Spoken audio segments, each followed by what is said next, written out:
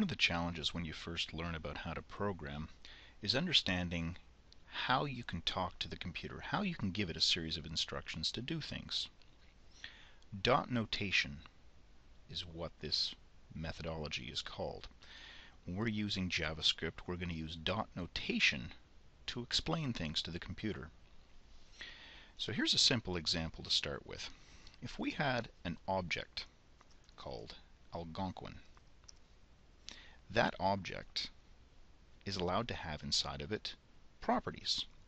One example could be a property called address. We could set that to a value of 1385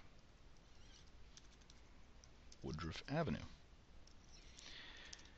So that would be an example of syntax that the JavaScript interpreter would understand. There's an object called Algonquin, it has a property called address, and that property has a value of 1385 Woodruff Avenue. Now, beyond just properties, we can also nest other objects inside of objects. So I could have an object called Algonquin. Inside of that, there could be an object called classroom. Inside of that, we could have another object called students. Inside of that, there could be a student called Vince.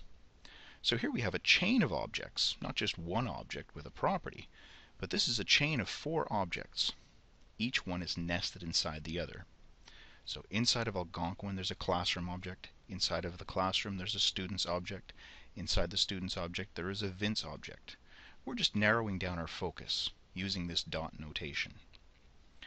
Once we get to the end of our chain, we can talk about a property for that final object. In this case, we're going to say that Vince has pants.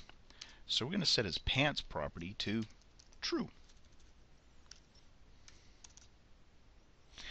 We can add properties to any one of the values anywhere along this line.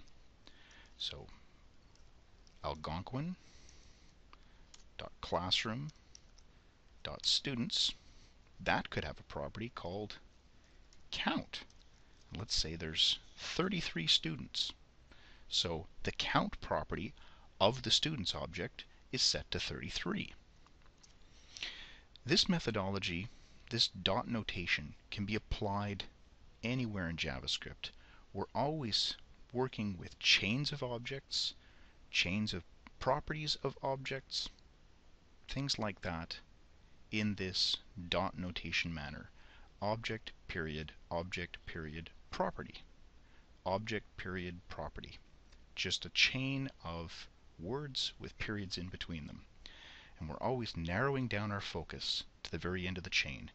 The last thing in the chain is usually a property.